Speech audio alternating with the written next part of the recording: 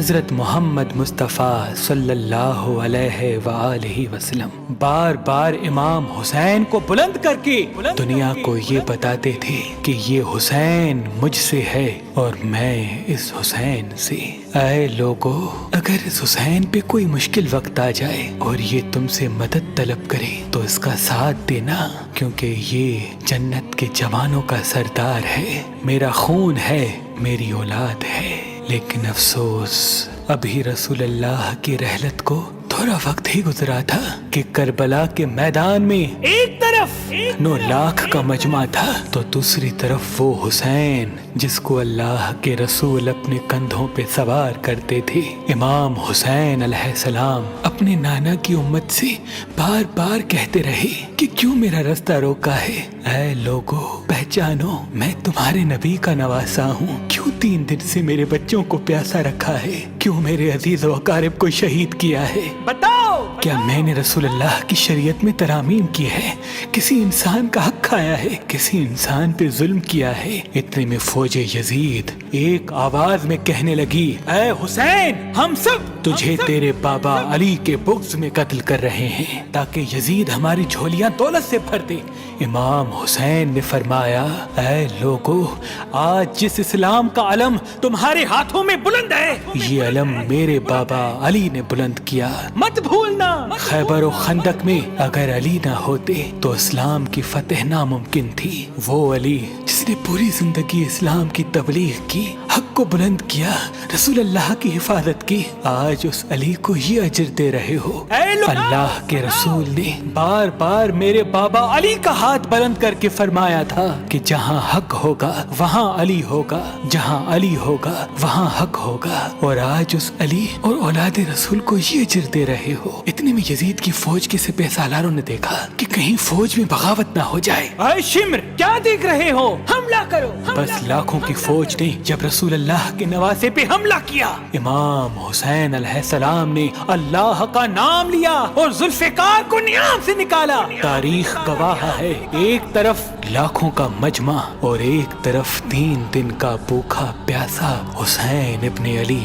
زمین پہ اس طرح کی جنگ پہلے کبھی نہیں دیکھی تھی کہ ایک تنہا انسان لاکھوں کے مجمع کو اس طرح سے فنار کر رہا ہے کہ فوج اشقیا واپس پلٹ کے بھاگنے لگی۔ امام حسین فوج یزید سے مخاطب ہو کے فرماتے ہیں، آؤ، 3 دن کے بھوکے کی جنگ دیکھو، 3 دن کے پیاسے کی جنگ دیکھو، رسول کے اس نواسے کی جنگ دیکھو، اس کی جنگ دیکھو جس کا جوان بھائی مارا گیا، جس کے جوان بیٹے کو نظروں کے سامنے قتل کیا گیا، جس نے اپنے ہی ہاتھوں سے اپنے بچے کی قبر بنائی۔ امام حسین شیر کی طرح فوج یزید سے لڑ رہے ہیں۔ اتنے میں آواز غیب آتی ہے، حسین، تیرا اللہ تجھ سے راضی ہوا۔ بس اس صدا کا سننا تھا، امام حسین علیہ السلام نے اپنی ذوالفقار کو تھام لیا۔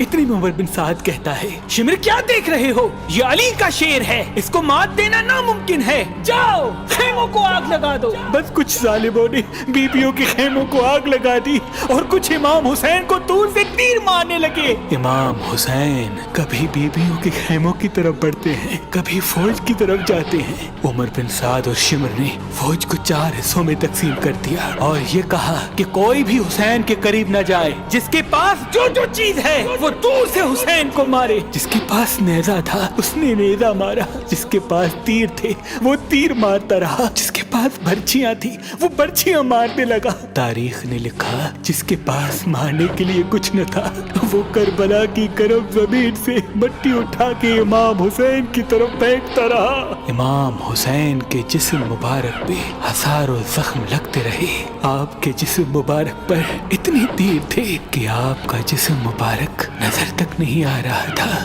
بس جیسے ہی نواسا رسول گھوڑے کی زین سے زمین پہ آتے ہیں، فوج یزید جھومنا شروع کر دیتی ہے، لیکن اتنے میں وہ گھوڑا جس پہ آپ سواری کیا کرتے تھے وہ امام حسین کے چاروں طرف گھومنا شروع کر دیتا ہے تاکہ ان تیروں سے میں اپنے آقا حسین حسین کو بچا لوں۔ وہ گھوڑا دوڑ ہی رہا تھا، اتنے میں عمر بن سعد نے کہا اے لوگو رکو، میں نے اپنی آنکھوں سے دیکھا تھا اس گھوڑے پہ اللہ کے رسول سواری کرتے تھے، کہیں تیر اس گھوڑے کو نہ لگے، اور یوں تیروں کو چلانا بند کیا گیا۔